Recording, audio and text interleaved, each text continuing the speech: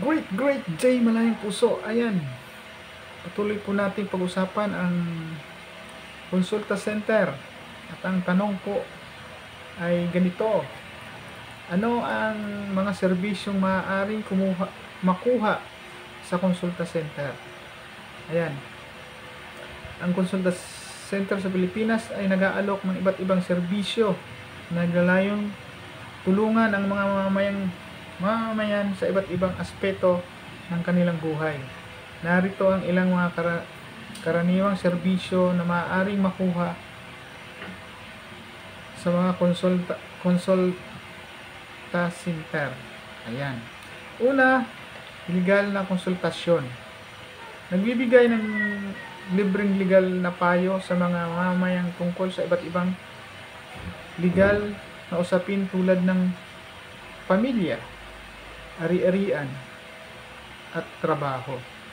Yan, kumbaga mga kamalayang puso, kung tayo po ay mga reklamo at nangailangan tayo ng attorney, kung wala po tayong kakilala at alam na natin po yung consulta center, maaari po tayong pumunta doon at maaari silang mag-refer kung saan tayo pwedeng pumunta. Kumbaga mayroon tayong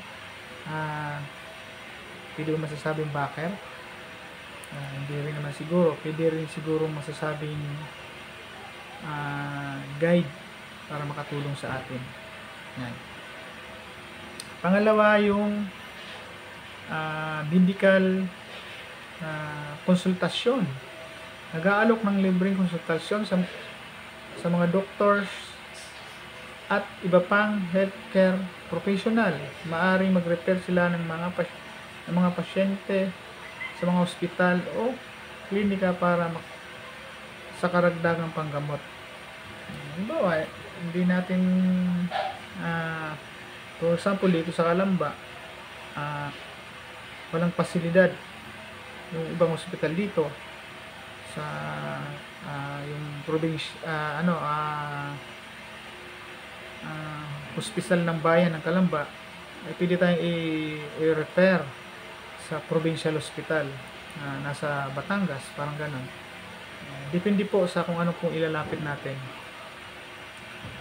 Pang-edukasyon na konsultasyon na nagbibigay ng tulong sa mga mag-aaral tulad ng paghahanap ng scholarship, pagpili ng kurso at pag-apply sa mga universidad. Yan, mahalaga rin po ito mga kamalayang puso kung ang inyong anak po ay may kakayahan, may talento, kung nais nyo pong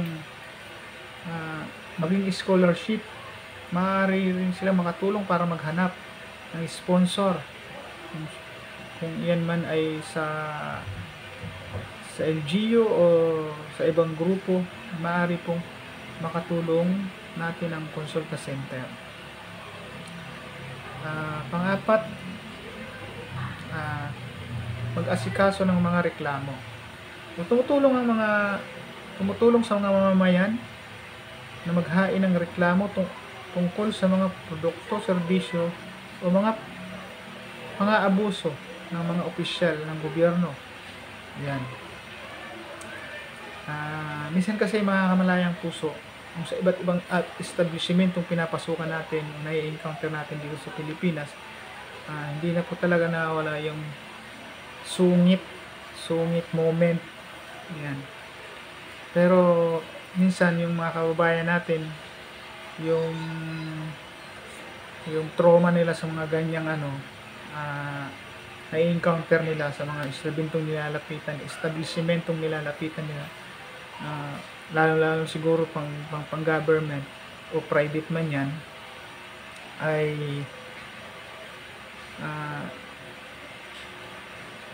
dahil sa trauma, yung mga kababayan natin natatakot na lumapit sa mga ahensya ng gobyerno katulad ng consulta center. Kaya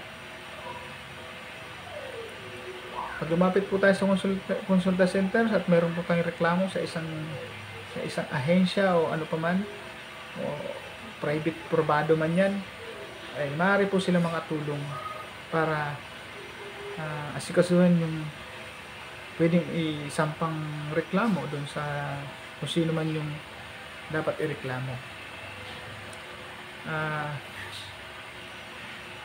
Panghuli, pagbibigay ng impormasyon. Pagbibigay ng impormasyon na nagbibigay ng impormasyon tungkol sa iba't ibang programa ng serbisyo ng gobyerno tulad ng benepisyo sa pagretiro, mga programa sa pag-aalaga sa bata, at mga programa sa pagsasanay sa trabaho. Kumbaga mga kamalayang puso, kung ikaw ay isang retire, nagretiro na, siyempre wala na, kumbaga naghahanap pa rin tayo ng ng trabaho kasi tuloy pa rin ang buhay kahit retirado na tayo, kailangan pa rin natin kumilos, kailangan pa rin natin kumita. May mga programa ang Consulta Center na pwedeng silang magbigay para tuloy-tuloy po yung mga gawain natin habang tayo ay nabubuhay. Hindi yung pag sinabi ng retire na tayo ng 60, wala na tayo talagang ginagawa. Kumbaga, kahit retirado na tayo, kung kaya pa naman natin, malakas pa naman tayo, kaya nating maging volunteer, kaya nating na magserbisyo ulit, ay maaari po na bigyan po tayo ng gabay ng Consulta Center kung paano po ito gagawin. Yan. Meron pa po isa pang panghuli mga kamalayang puso, yung pag-refer sa ibang organisasyon. Nagre-refer din po ang Consulta Center sa mga mamayan sa ibang mga organisasyon na maaaring makatulong sa kanilang mga pangangailangan, tulad ng mga organisasyon ng mga kababaihan, mga organisasyon ng mga senior citizens, at mga organisasyon ng mga taong may kapansanan. Ito mga sinasabi ko mga kamalayang puso kanina na pagretiro na tayo,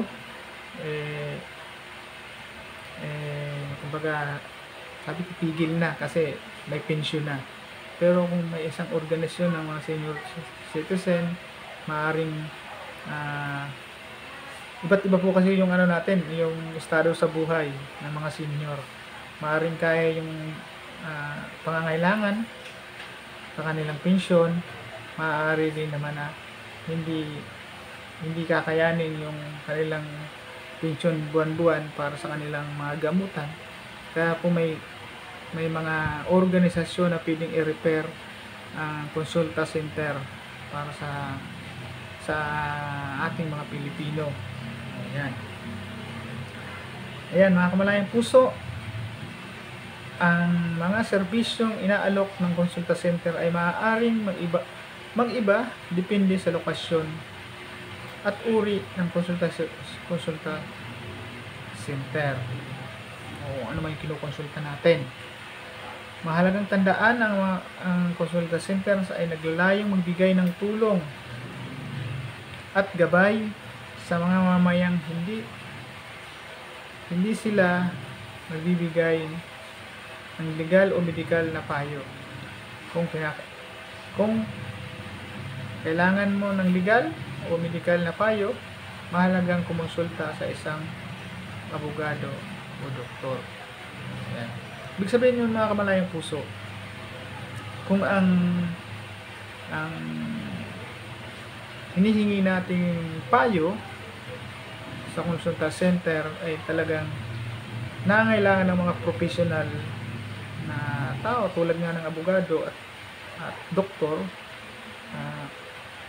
doon kanila i-repair. Kung talagang yun ang kailangan po na natin o ninyo. Yan. Talagang magagabayan po tayo ng konsulta center. Ayan, mga kamalayang puso, kung nagustuhan nyo ang aking munting sharing tungkol sa konsulta center, mag-message naman kayo ng yes. Yes. At maraming salamat po, mga kamalayang puso. Bye-bye.